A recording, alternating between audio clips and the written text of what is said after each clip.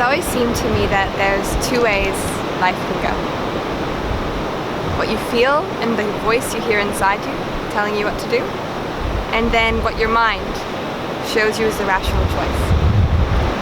And I feel very lucky that I've always really heard that internal voice in me, that voice that's expressed to me and that shared with me the right way to go in situations and the next move to take,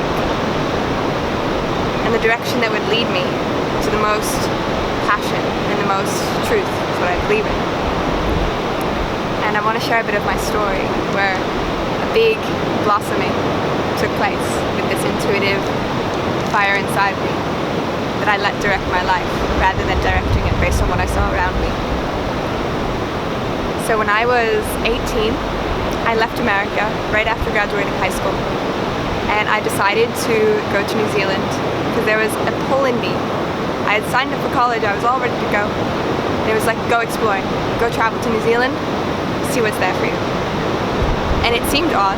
I was only one of 3 students in my class, 300 plus kids, that didn't go right on to college. But I knew that something in me was saying to do that. So I went and I landed in New Zealand without a plan, without a ticket home. But I let my internal guidance direct me. And I found myself in the most amazing experiences and opportunities. Traveling and volunteering and meeting so many people and being a part of different groups and different projects that were growing. And then before coming home a year later, I thought, I'm on this side of the world, I'm going to go to Bali. And I spent 3 beautiful weeks in Bali, and I fell in love with it. And I was exploring so much about myself and things I'd always yearned to know more about. Yoga and meditation and connecting to my sensuality, things that didn't really seem accessible in the small world I was a part of. And I had a flight home, and I had everything lined up for me. I had a lover who was waiting from the year before. I had school waiting for me, sending me letters, we're so excited for you to attend. I had a summer job lined up. My family was expecting me. My brother was ready to come pick me up that night at the airport. And I went down to Denpasar, here's the airport in Bali, and I was there 3 hours before I was supposed to be there. 3 hours before the 3 hours you're supposed to be there for an international flight. And I was just crippled in the airport. My tummy was hurting. But I knew, I've got this flight home, running out of money, running out of plans, and everything set up for me at home.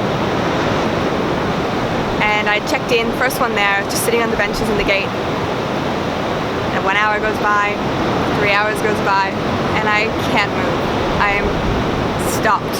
My body has shut off, and I'm purely just experiencing my emotions and my guidance. Don't go home. There's nothing for you at home. Keep exploring. You've opened up the doors. Continue. Trust. And then 5 minutes before the gate's closing, and this woman walks up to me in her flight attendant gear and says, Kelly, you've checked in, you need to get in your seat, get aboard the plane. The flight's leaving. And I didn't say anything, I just looked at her blankly. She said, are you coming on the flight? And as I looked at her, and I was feeling all these resonant no's. No, no, no. And what about the money? No. What about school? No. Do I want to stay in Bali? Yes. Is there something here more? Yes. And I just looked at her and I said, no. I'm not getting on this flight, actually. And she was astounded. The seat was already ready, everything was set up. And she said, are you sure? I said, yeah. And I turned around with my one little bag I was traveling with, and I walked out of the airport. And with my last $20, I got a cab back to the place where I was staying, where I had friends.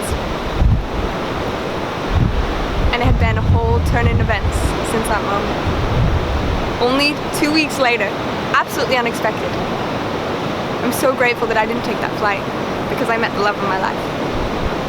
And I've explored so much of my internal passions and gifts that I want to share with this world. And they're in a way that don't fit the linear box. They don't fit the regime of what's supposed to be done. But I know that so many of you feel that as well. To not do what's meant to be done, to explore what you really want. So I let my internal guidance guide me. And I invite you to as well.